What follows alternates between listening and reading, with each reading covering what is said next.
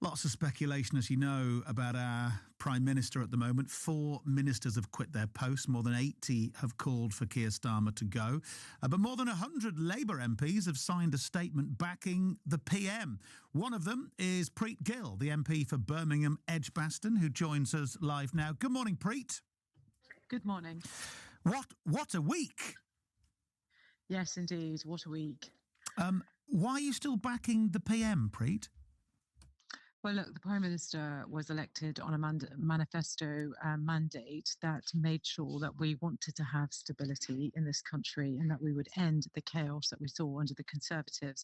Now, we've had 18 months. We've delivered over 35 bills. And here we are today where we're waiting for the King and Queen to open up Parliament for the King's speech.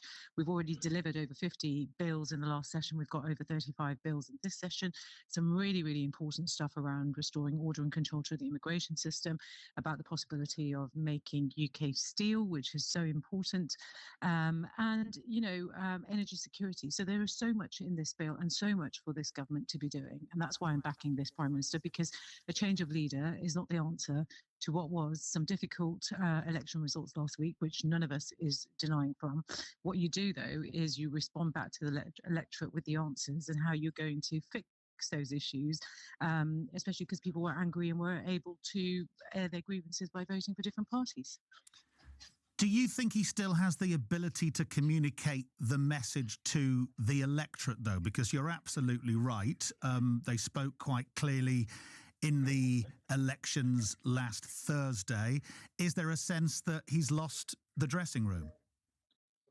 No, I don't remember a time where in this country and the way we do politics that there has ever been a precedent that if you've had some local election results that any Prime Minister would resign. That's the very thing that people voted against at the last election. They wanted stability. They didn't want to constantly see a changing Prime Minister. You don't get stability. You don't get the long-term investment the country needs. It's a very short-termism approach.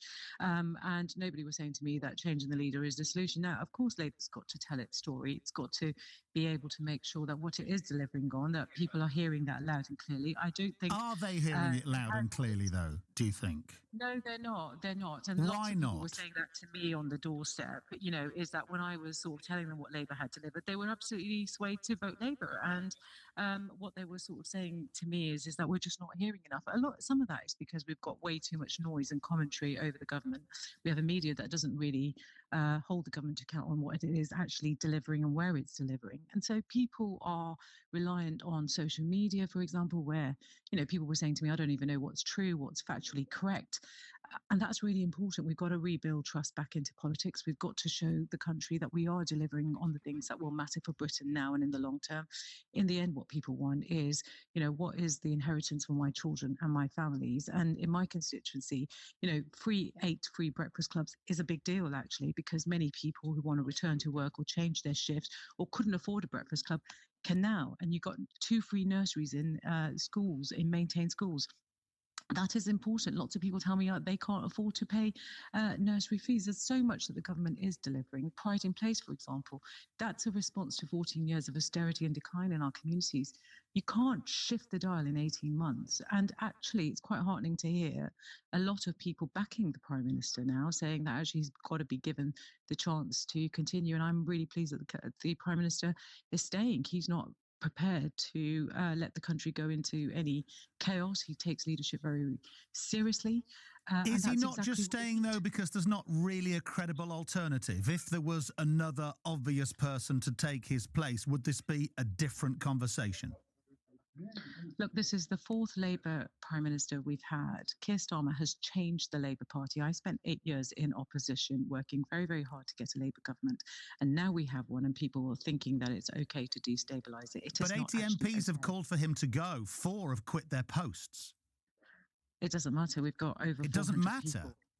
It doesn't matter, actually, because many of those colleagues need to have a bit more political courage and not political panic. And what you don't do is go out and sort of air your concerns in public. You come together as a party and you sit down and you talk about what the response is going to be collectively and how you're going to address those issues. Now, I appreciate that the election results came when Parliament was not in session. Of course, the King's Speech is today. Many MPs would not have had the opportunity to come together.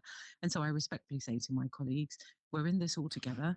The country voted us in. We've got to respond with respect to those challenges. And that is with policy. It's with the bills that we're proposing in this session, over 35 of them, like I said, restoring order and control. People were voting for immigration. They want to see a fair immigration system. That is in this bill. People are saying, what is Britain known for? What is the things that we can make in this country? UK steelmaking capacity. Yeah, but have you got a person at the top who can communicate that? I hear all the policies all the time, but has it cut through? When will it cut through? Have you got a person at the top who can accurately tell people what is happening and why we should believe in the direction of the country? Is that not the problem? It isn't down to one person, though, is it, to communicate what the whole of Whitehall government departments are delivering? It's the responsibility of all of the cabinet, all of the ministers and all of the backbenchers. This is incumbent upon every single Labour member to make sure that we are communicating the message so that it is getting through to people in various different ways, right? There are not everybody's on social media. People still rely on leaflets, for example. So we've got to make sure that our communication strategy is wide, it's reaching people, and it's definitely in the regions. Like regional news is really, really important. That's where a lot of people in my constituency do watch, their regional news, and that's where they get their information. And we've got to make sure that the media is also giving us a fair hearing and it's talking about what government is delivering, Absolutely, as opposed to the commentary that we are constantly seeing that's being obsessed over. On that point, though, in terms of where you are and your ward, Labour didn't get hardly any votes at all. I mean, you kind of lost out. The wards were run by Reform, the Greens and Independents. Labour didn't win anything. Does that not concern you? Is this not an early indication of where things are heading?